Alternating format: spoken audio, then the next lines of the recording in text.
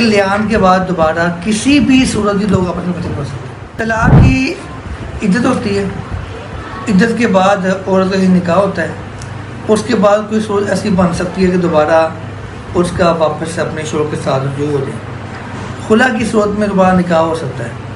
طلاق رجعی کی صورت میں ایک طلاق کے بعد دو کے بعد دوبارہ اگر عدت پوری ہوگی نکاح ہو سکتا ہے، لیکن لیان کے بعد دوبارہ کسی بھی صورت بھی لوگ آپس میں بچے کر سکتے ہیں۔ لیان کے بعد کا آپس میں کوئی نکاح نہیں ہو سکتا۔ لیان ہوا اس کے بعد طلاق دینے کی ضرورت نہیں ہے۔ اگر شوہر نے اپنی بیوی کو باقاعدہ خود دیکھا کہ وہ کسی غیر عورت مرد کے ساتھ زنا کر رہی ہے تو اس صورت میں وہ صرف قسمیں اٹھائے گا، اٹھانے کے بعد 5ویں بار وہ کہے گا کہ اگر میں جھوٹا ہوں تو مجھ پہ اللہ کی لعنت ہو، وہ کہے گی اگر میں جھوٹی ہوں تو مجھ پہ اللہ کی لعنت ہو، ٹھیک ہے۔ اور وہ کہنے کے بعد طلاق دینے کی ضرورت نہیں ہے، وہیں پر ان کا آپس میں دونوں کا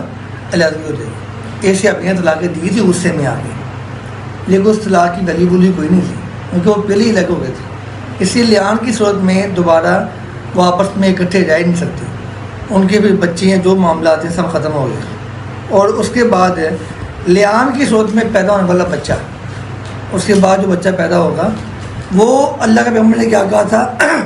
اگر اس کی یہ تشبیہ ہو تو ایسا ہوگا، یہ تشبیہ تو ایسا ہوگا، وہ جو پیدا ہونے بیان کی۔ لیکن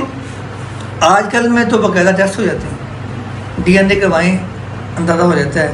لیکن اگر وہ بچہ پیدا ہونے کے بعد بھی ثابت ہو جائے کہ وہ عورت جھوٹی تھی تو بھی اس کے اوپر اب ہاتھ نہیں لگے گی کیونکہ لیان ہو گیا، وہ اس کا معاملہ اللہ کے ذات میں پیش ہو چکا ہے۔ اگر بعد میں ثابت بھی ہو جائے ڈی این اے کروا کے واقعی یہ بچہ دوسرے مرض کا ہے تو اس صورت میں بھی اس کے اوپر حد نہیں لگے گی، حد نہیں نفرت ہوگی، اس پہ بھی نہیں ہوگی۔ اور جو اس کے پاس آیا تھا اس کے اوپر سے ظاہر ثابت ہی نہیں ہوا، ظاہر ہے انہوں نے جرم کا اعتراف ہی نہیں کیا، جب اعتراف نہیں کیا اس نے اس میں قسم اٹھا لی، اللہ کو گواہ بنا کے جھوٹی قسم اٹھا لی اور لیان کر لیا، اس کے بعد تو اس کا معاملہ اللہ کے ذات میں پیش ہو گیا۔ تو اس کے بعد صحابہ روکتے تھے، ابھی بھی سوچ لو، ابھی بھی سوچ لو،